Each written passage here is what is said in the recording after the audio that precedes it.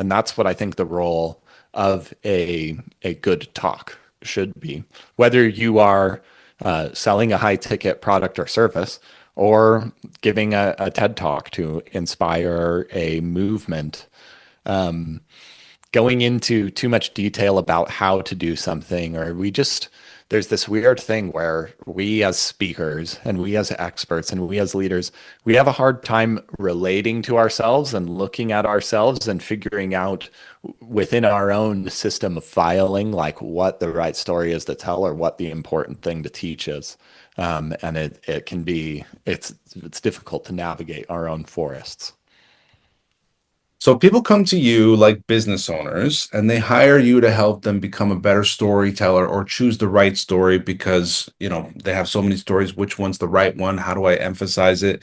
So I'd love to know what's your thought process when someone comes to you and says, Kyle, help me. Oftentimes they're professional speakers. Oftentimes they're using the stage to build their brand. What's your approach? Um, I very much emphasize translating intelligence into feelings. And I hear it all of the time. I hear either I'm just a normal person, I don't have any stories, or I have so many stories, I have no idea where to start. Oh my God. And either way, it's simply that they don't know how to tell stories. And how I like to start and work with people is from an experiential way. And so I like to show them what a story could be like before we actually intellectually talk about what the story is so they can relate to it. Um, and there's this interesting thing if you were just sitting by yourself, and I'm sure you and I have many times, of like if we sit down and we're like, okay, I'm going to write a new signature talk. What story should I tell to write this talk or to start out my talk? And our mind either goes blank, or maybe it's like, tell them about the time you won the trophy or the big success or something like that. But not very much is coming up, especially if you're a very busy business owner and you're eking out 30 minutes in your day between appointments and managing your business to finally get on this talk that you've had for a few months. And now it's like 2 weeks away, and now you've really got to do it. And so you sit down and you're like, okay, what's the right story to tell? Your brain redacts most of the right stories. And so I have a way that I like to sneak around this filter, and it's much more like an embodied somatic thing. So with an individual, I would take them through these questions, and I'll do it for the benefit of the listeners of the podcast, and I'll take a few pauses. But I think that you can access more stories and more experiences with your mind if you are actually tuned into a certain emotion. And so I like to use a reverse psychology technique. We write down the three biggest problems that your client has.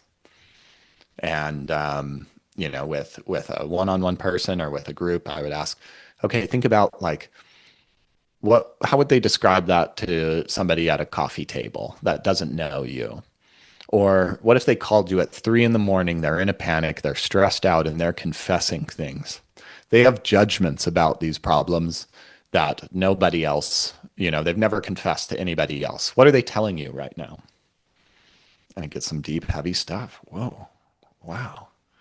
And then I would ask them to read it out loud, or I would read those words to them and ask them to feel a space in your body where this is occurring. And it very rarely takes any time at all. Maybe I feel it right here in my chest, maybe in my throat, in my heart. It doesn't matter as long as it's somewhere. And then I ask a magical question. I say, when did you feel like this? And all of a sudden they say almost every time, I never thought I would share this story. And then they start talking about this moment.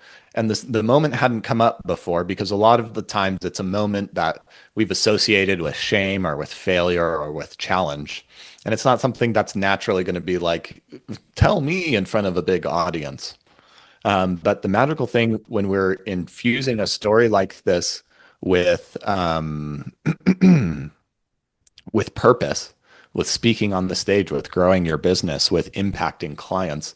I'm telling this story not so that people will buy stuff from me, but so I can show that I care about these people.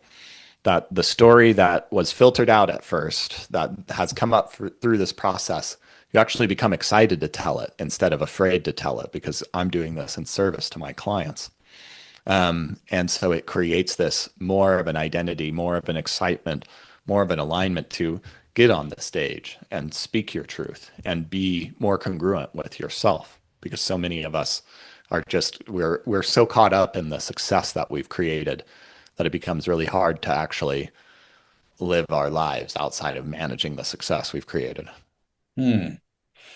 So you ask a question about a feeling, you ask where are you feeling the feeling, and then you ask when have you felt that before, and that unlocks, whoa, I didn't think I was going to tell this story. What was the question before the feeling? Um, Imagine your ideal client is calling you at 3 in the morning Okay. and they're talking about the three problems that you've written down, the Mm, three problems related to your things. But these problems cascade into other things. Cash flow in your business can cause problems in your marriage. um, health problems in your home can cause problems in your business.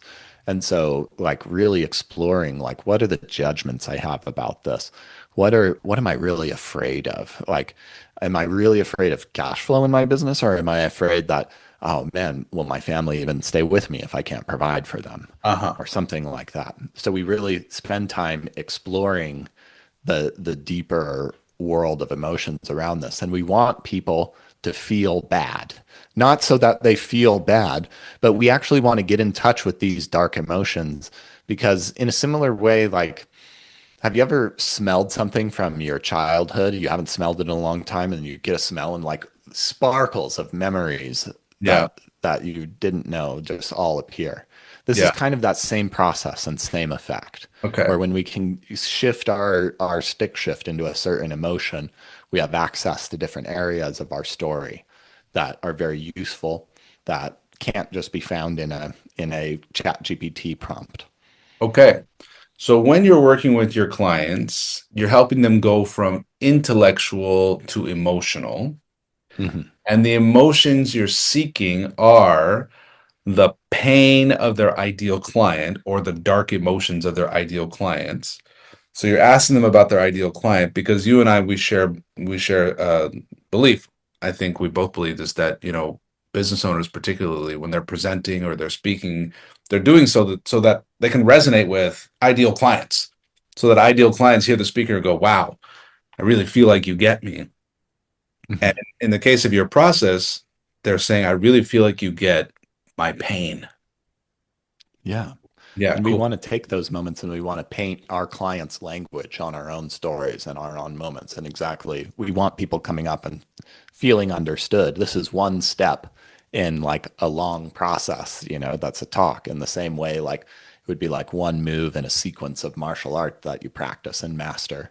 But yeah, this is the first move in the process. And yeah, I think feeling the emotions, feeling understood, and I just think one of the biggest shifts is really a simple orientation where I find most speakers, when left to their own devices, will self-reference and they'll build a talk for themselves instead of something that really serves a purpose for the audience. They'll be like, what's exciting for me? What's on the frontiers? What is the really coolest thing? But they're very rarely, and like a lot of these frameworks, like what I just demonstrated there, gives us the chance to like advocate for the client and meet the client where they're at, which is really hard for us to do because we're problem solvers, especially like you and I, we're super speaking nerds and we can talk about the coolest, most detailed things. But it may like, and it feels really good when we're talking about it and when we do it on stage, but it might not always be the most relevant thing to somebody who doesn't know it yet. And we all fall for that. We're like victims of our own expertise. Hmm. Speaking of speaking nerds, what's going on with AI and speaking? how's it affecting your work now, and what do you see beyond the horizon? I get the question a lot of how I'm responding or if ChatGPT can come up with a better talk than me. I love using AI to facilitate. I have trained AI on like I've uploaded all of my calls, all of my writing. I have a like can reference my philosophy and help me do my work. But and so I'm actively finding ways that I can take my hard-earned brilliance in over a decade in this space and translate it into tools that can make it accessible to more people at an easier value. And I also think I feel very solid in what I do and what I facilitate. For example, like I said about this process of finding your own stories within yourself, though it could be very difficult for an AI to challenge somebody or pressure somebody or open them up. And maybe somebody else can be like, well, I just heard you say this, so I can train my AI to do this. But I think we'll be able to all of the techniques that we know, the repeatable, processable things. So the individual details of like how to tell a story or how to make this statement and what would be my what I categorize as my expertise will become commoditized or like softwareified in one way or another, and I can't rely on that anymore. But the story and the narrative and the personal transformation that happens, somebody who when you start telling your story differently, you look at yourself differently, you lead your business differently, you lead your family differently. And the signature talk is not only just a way to make money in the process that I take people through, it's a way to come into a greater alignment with the visionary that you are. I've seen a lot of people, they come at this crucial inflection point where they're working too hard and it takes a lot of energy to maintain the success that they've already created, so they don't have time to write a talk. And through the process of writing a talk and discovering themselves and valuing who they are, not just what they know and what they do differently, they start making different decisions. And so this is still something that an AI can't do on its own, or you can't build or engineer. And walking people through deep processes and deep human experiences, and even like what you said, like the TEDx, you described your own transformational process. Like Yeah. it's an incredibly challenging stage, and you have to perfectly memorize this. And there's so much pressure and so much visibility and so much stakes. And the person that you became through that is a better person. And this is something that people will still pay for, people will still look for. And so how I am seeing myself in the future is like the talk is the tool that gets people there. But this is what I stand for, and this is the process. And I think that I like that. I want more visionaries in tuned with who they are and being able to be honest and lead with that in this world where so much is changing. We need as many people as possible empowered with that level of visionary to make a future that we can all, I hope, live creatively and live well. Mm. So what you see about your service that AI can't do is this transformation, this, stepping into creating the speech and who you become in the process of delivering the speech. And you've trained AI on your models. Cool. Yeah, I've done.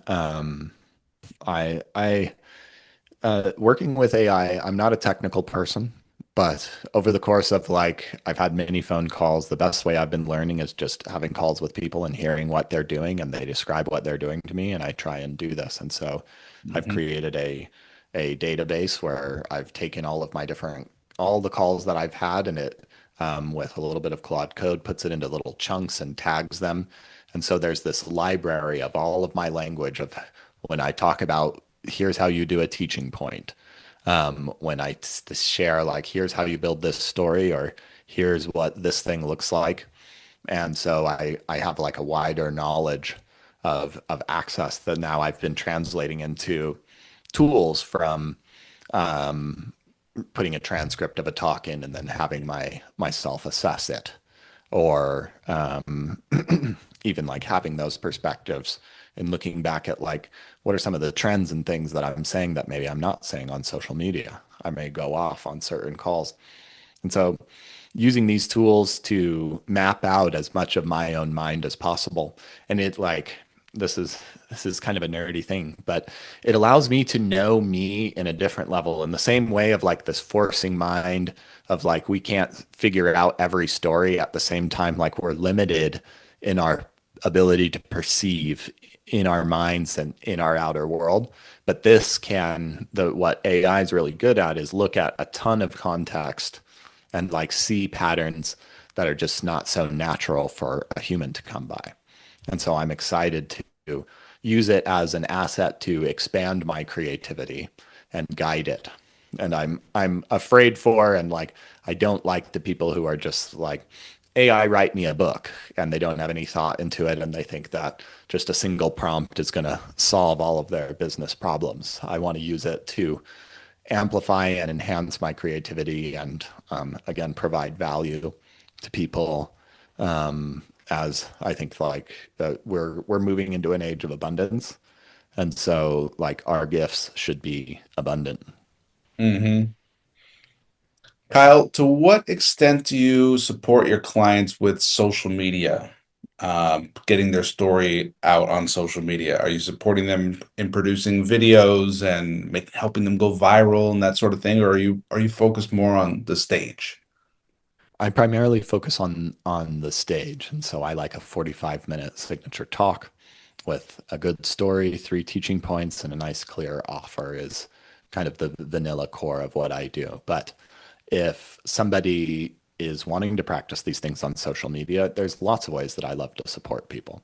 And I think one of the things people like the most is either them and I getting on a Zoom call and they set up another camera outside of the Zoom call and we have topics and I just ask them questions and they get to go off and like just be prompted. Because I think for like short form content and like talking and sharing your wisdom, if you have somebody just firing off questions, it can come really naturally and feel really good, or helping them with emails or social posting or things. Again, I have tools that help me with my copywriting, so I'm willing to like fill in any gaps that they need. But I'm also not an agency, and I'm not going to be building a lot of these things for you. But I love to like help and facilitate and take the concepts that we've learned into a talk and turn it into a short video. I think that's a great way to practice different elements. If you have a whole speech, you don't need to wait to give your speech in the first 45 minutes. If you can take one of your teaching points and put it into a quick reel, then you're like you're moving through the ideas and the concepts, and that's practice, and you'll be better at your speech for having recorded that. Cool. All right. Well, we're coming to the top of the hour. Stories are timeless, even though we're going into the age of AI and the age of abundance, and so valuable. After working with stories now for over 10 years, what are some wisdom you want to leave our audience with about the importance of stories? Um,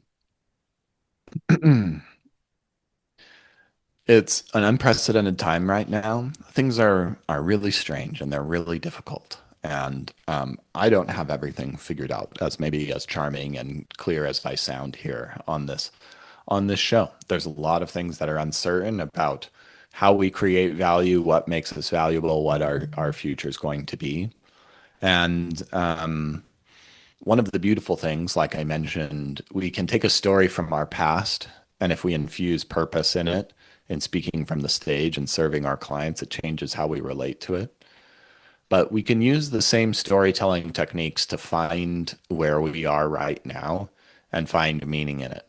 Even if we don't know what the ending is, if you've heard enough stories, you can trust that what comes after the hard, uncertain, challenging moments are the treasures and the insights. And I believe in this for me, and I believe in this for us as a global community. It is hard, it is scary, and you have the opportunity, we all have an individual opportunity to pick up our pen and finish the story the way we want. There we go. Kyle Gray, the story engine. How do people get a hold of you? You can go to thestoryengine.co and learn more. I've got books, I've got a podcast, got all kinds of great articles over there. Or you can connect with me at Hey Kyle Gray on Instagram, where I'm usually sharing some of my adventures outside of my office. But if you're inspired, I would love to hear. And thank you, Majeed, again for a great labor of love, creating amazing content and being generous with your platform with me today. Thank you. And the book coming out is The Forcing Brain. We didn't get much chance to talk about it, but could you give us a 30-second teaser? What is the forcing brain?